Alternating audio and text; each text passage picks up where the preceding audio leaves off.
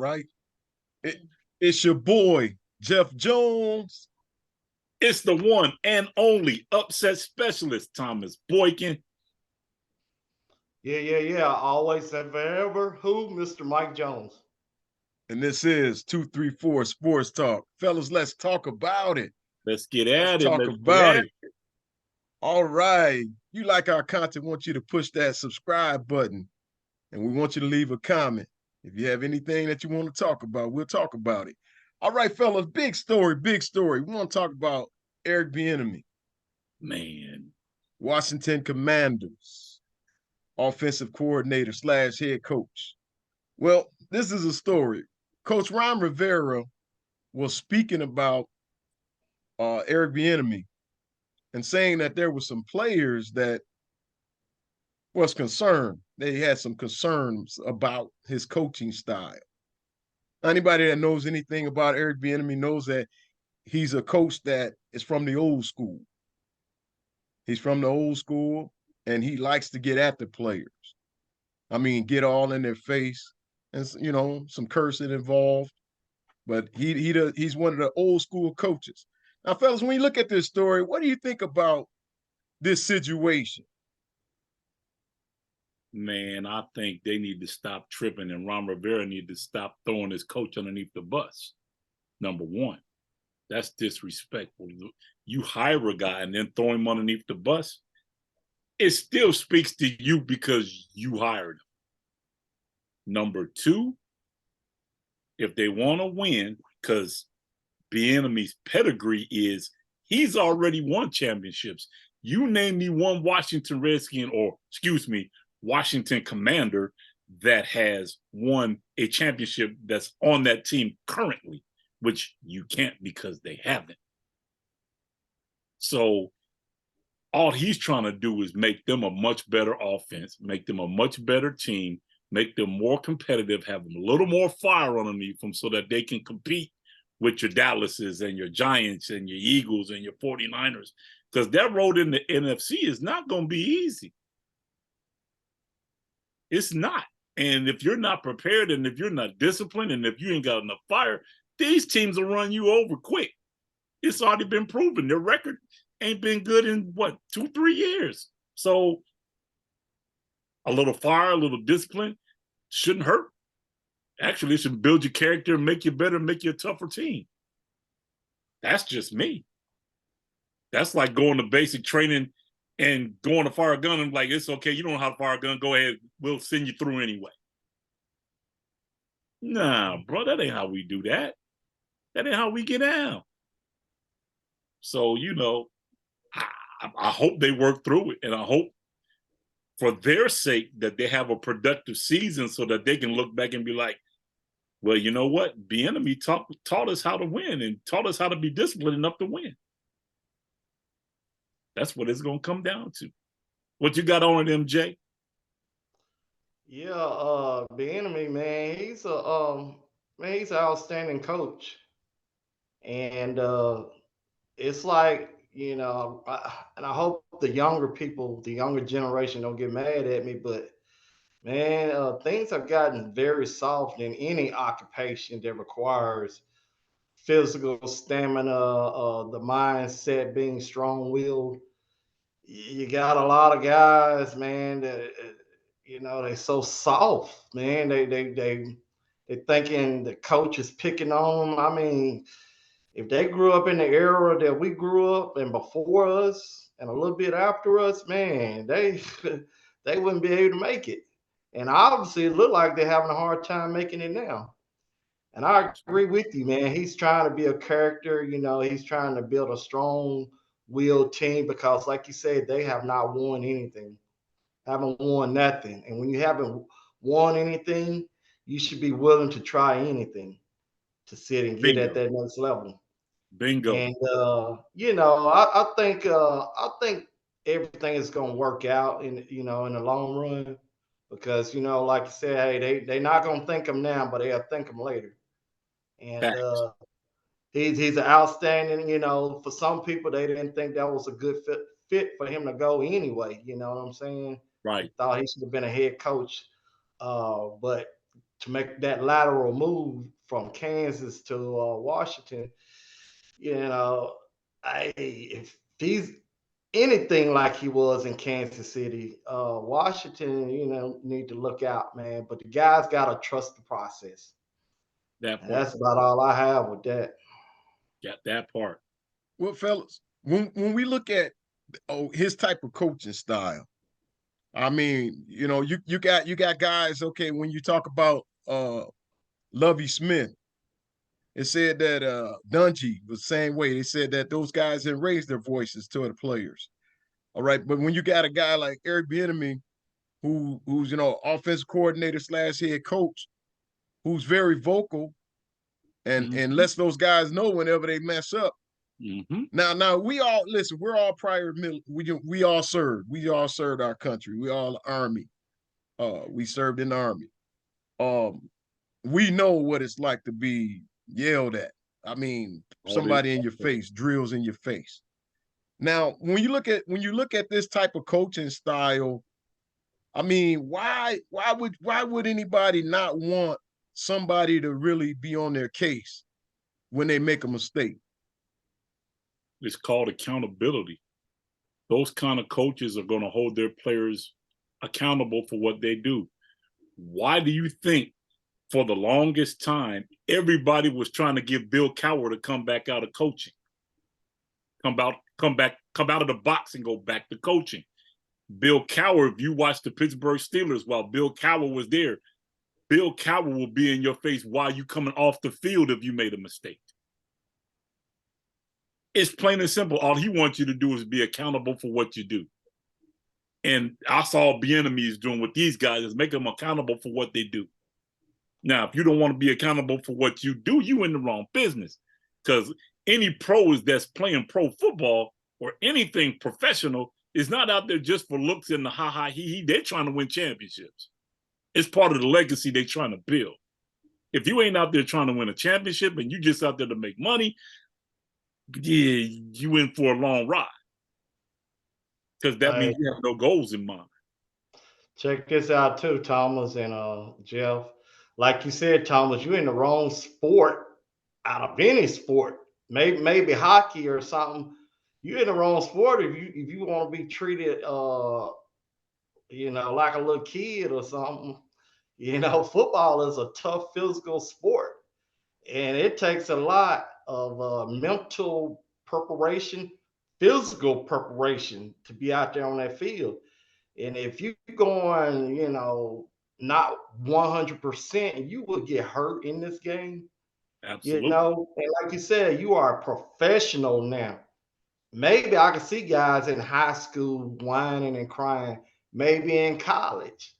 But professional, not only are you trying to win championships, but also they are paying you millions of dollars to sit up there and take that type of coaching. So, Absolutely. hey, millionaires, hey, if you don't want to do it, come join us. We'll give you a spot on this show. You know what I'm saying? But that's not gonna fly, guys. Whoever it is complaining, lace them up, grab your what they say, grab your laces and tighten them up, man. Yeah. Well, fellas, you all play sports. Absolutely. Was there ever a coach that you had, whether it be football, basketball, that got in your face and that really let you know that, hey, they didn't appreciate something? I only had one coach that was vocal like that, but most of the time when they were vocal like that, it was only one time because it was a mistake that was made that was easily corrected. And once he got on you, it was easily corrected. And it never happened again because our mindset, especially our generation, most of the time, if you get corrected on something once, you're not going to get corrected on the same thing twice. So I really didn't have any other real fire brimstone coaches. The standard was laid. We played to the standard. If you didn't play to the standard, you heard the buzzer and you heard substitution and you was on the bench. Plain and simple. What you got on it, MJ?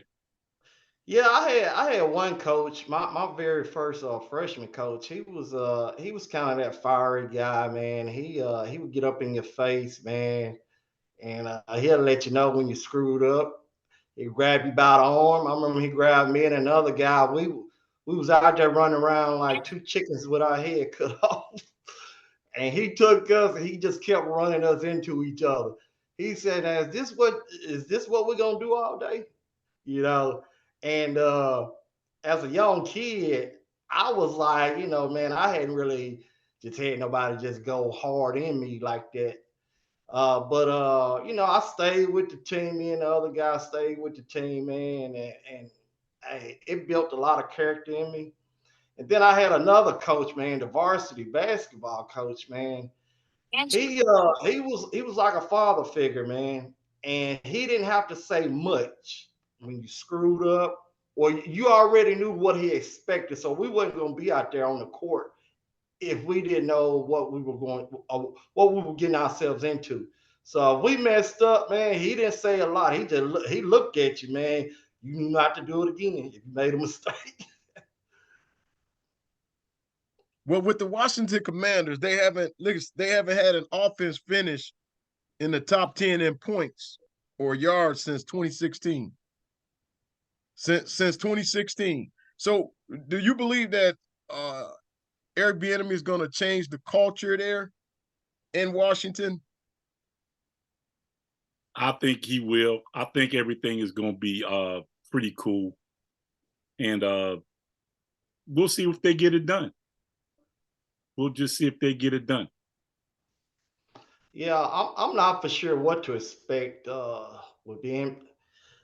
I just don't know, man. It already seems like some things are kind of getting off on a rocky start, but you know, uh, if things work out, man, yeah, they'll go far. But if they start having some locker room issues, and of course, guess what? They're gonna try and probably make him the fall guy. You know what I'm saying? Being that some news came out, already on the situation with him, but if they trust the process, I think, man, I think they'll go further than what they were. I still think they'll probably be in the cellar of their division, but they'll be if they follow Bieniemy, they should be competitive within the division and within the conference, actually. Because, like I said, that conference is not going to be an easy task. Now, Right. Coach Primetime, Deion Sanders, he said that he didn't want to coach at the next level, talking about as far as going in the NFL and being a head coach.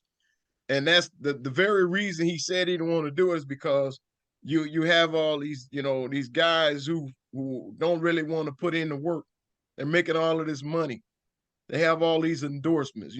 Some of these guys that their name is a household name. So for a guy that's an old school coach, like Bieniemy in Primetime, that's what Primetime said he didn't want to go to the next level because of this. What do you think about guys that just don't? I mean, when they're making all of this money, they feel like pretty much, I guess they should just show up to practice and that I showed up and let that be. Yeah, then you shouldn't be a professional. Then you shouldn't be a professional player. Because even as a professional player, you still got to put in the work to get to the next level to win championships or even to be a contender to get a championship. You still got to put in the work. So just because you're making money, yeah, that's cool. Money is cool. If that's your listen, if that's your ultimate goal to make money and not win championships, that's your agenda. That's what you do. But in order to make money, you still got to work your craft. You still got to perfect your craft to make money. So there's no such animal as being mediocre and making money. They don't do that. Where do they reward mediocrity and pay them a big contract for mediocrity? It don't happen.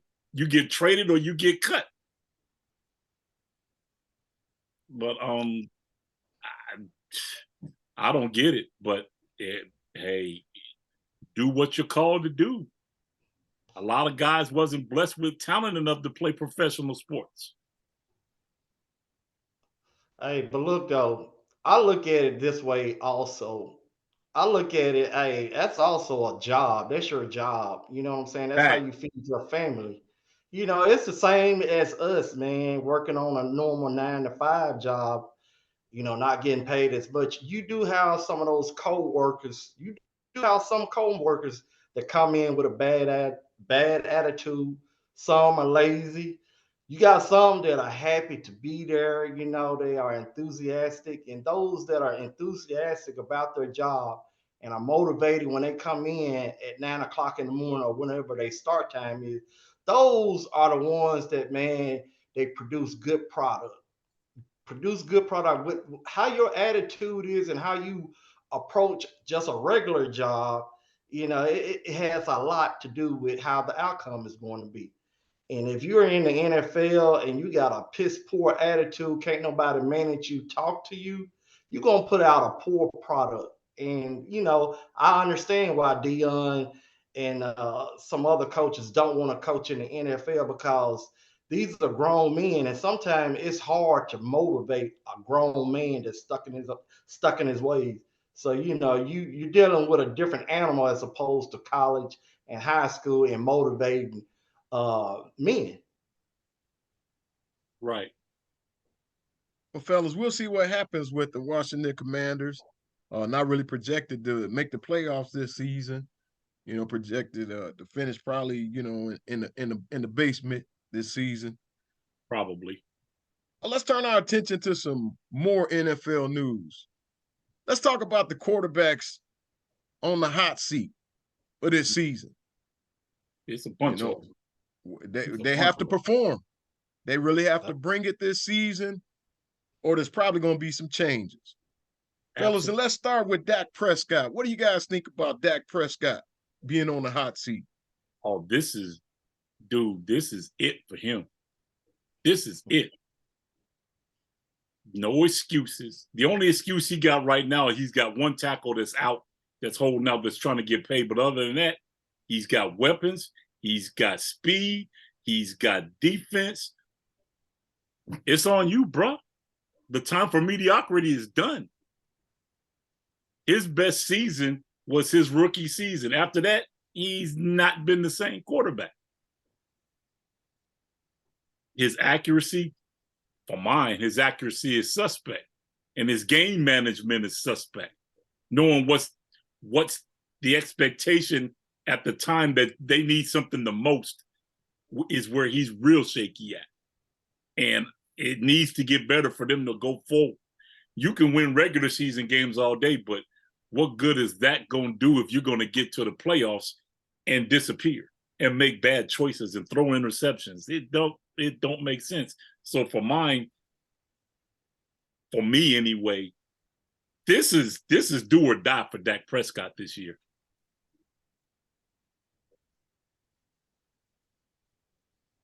What you got on it, MJ? Hey, I look at it this way, man. Dak has pretty much he's had some injuries throughout his career. So maybe that has affected his accuracy, maybe his play on the field. I look for Dak, man. He's another year in Dallas. I look for him to do a whole lot better. Uh, I don't think he's one of your top quarterbacks in the league, but No, I not at all. really, if there's pressure on him to perform, I don't think he listened to the noise. I think he's gonna be okay. Maybe the fans may have an issue with him, but I don't think Jerry Jones or whoever in that organization is looking to put Dak on the shelf if he's not having a great year. But he's got to have a average or above average performance this year though. Dude, Fellas, I feel they got to get past the first round of the play. Well, they got to get past the second round of playoffs. They beat a team last year that they were supposed to beat. I mean, you playing a team that's basically back their way in the playoffs at 8-9. If you can't beat them as an 11-win team, if you can't beat an 8-win team, something's wrong. And they were underachievers as well. So if you can't beat them, something's not wrong. Something's not right. So when he came back last year and was like, well, Dak is back. Nah, he ain't back. He just looked good against a mediocre team. But what happened the following week when he played somebody that's locked in and loaded? Okay. Yeah. Okay. Well, fellas, I think that it's probably gonna be Super Bowl or bust. And I think that not only is Dak on the hot seat, but Dallas might be looking for a new head coach. That could be We'll possible. see what happens. That could be possible too. We'll see what happens. Well, fellas, we want to talk about Russell Wilson, Mr. Russell Wilson, over in Denver. He's on the hot seat. Didn't perform too good last season. Got a new head coach and everything else. Learned a new offensive system and everything else. Yeah, it's time for him to step it up. It's time for him to step it up because he stunk it. He stunk it up big time last year. Bruh. He stunk it up big last year. He's got a lot of work to do. Hey, but look, Thomas. Yeah, he stunk it up, but how much of that was his fault? How much of that was his fault? He looked like he was running for his life. He turned left, man. They drilling him. And then Sean Payton, he talked pretty crazy about Facts. the regime that was there prior to him coming in. And he you said hack it. Yeah, he said it was his poor ran. He said the guys couldn't even get plays called in on the field on time. I'm like, that's right. Bad. That's bad juju's. That's bad juju's. Yeah, I think, man, give him one more good year, man. Give him one more year to see. If Russell can't get it done this year, then maybe he is getting a little behind the eight ball. Yeah. Father Time undefeated, as Mark Jackson said. Right. He could definitely have another career with his wife. You know what I mean? They can make videos. Some. Well, fellas, let's talk about Deshaun Watson, Cleveland Browns. That's the guy. That's the guy that needs to have a breakout season. That's rip, man. Listen, for the money that they just paid him in Cleveland, and he didn't. Well, to his credit, he only played 5 games last year, and he didn't look good in those 5 games. Yeah. Now he's had a full off season, a full training camp. Now they're expecting the Deshaun Watson that was in the Texans to come out and lead these Browns to where they're supposed to go. He got a tough task. He got a tough task, and he's got a tough division to play in. So, yeah, he's got to step it up. I look at it this way, man. Those are the Browns. The Browns are who they are. They are who they are, man.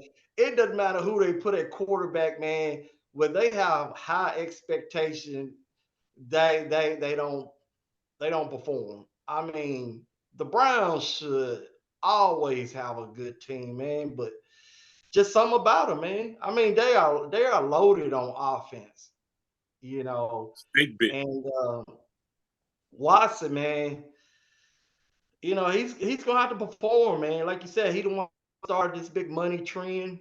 Also, he not only is his play is going to be looked at underneath a microscope. I mean, just the fact that he had the off-field incidents, man, and so you're gonna have a lot of people that don't want that man to succeed, and so he's definitely gonna be under a microscope. So his seat it's gonna be hot. But at the end of the day, that money that he's got, he's gonna be there for. He's gonna be cooking. He's gonna be cooking. Fellas, before we go, there's two guys: Jordan Love, Green Bay Packers, and Justin Fields, Chicago Bears. Which one of these 2 guys you think more pressure is on? Probably Justin Fields. Jordan Love really for mine, Jordan Love gets a pass because he had to sit 3 years behind Aaron Rodgers. So nobody knows what he can do. This is going to be the first season where we get to see if Jordan Love can handle being a starting quarterback in the NFL. So this is just basically, although this is year 3 for him on the bench, this is year 1 for him actually starting and being the Green Bay Packers starting quarterback. Justin Fields, on the other hand, has a lot. He's got to produce, and they put pieces around him to make sure he should produce.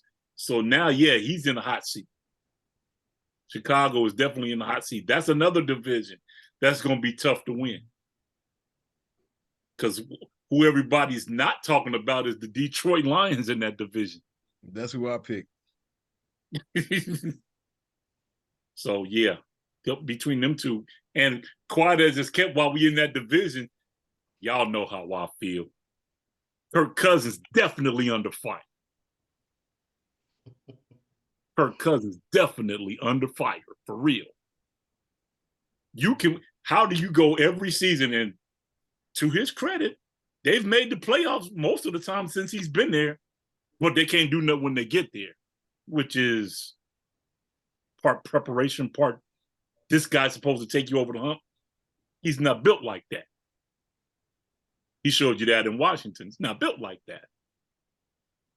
So yeah, he's under the gun too. My book. I'm just say, man, I think Love in Green Bay is if he don't have a good year, he's gone, buddy. You know, Fields, they got a lot of young players around him, man. I think they're gonna still continue to work with this guy and believe that he is the franchise player for that team. Facts. I agree. I think that he has more leeway than Jordan Love. Well, fellas, it's been a real one. We talked about it. Until the next time, it's been 234 Sports Talk. You can catch us right here on YouTube. You can catch us on X. It's called X now. It's not Twitter anymore. X. You can catch us on TikTok. And until the next time, we out of here. Peace. Peace.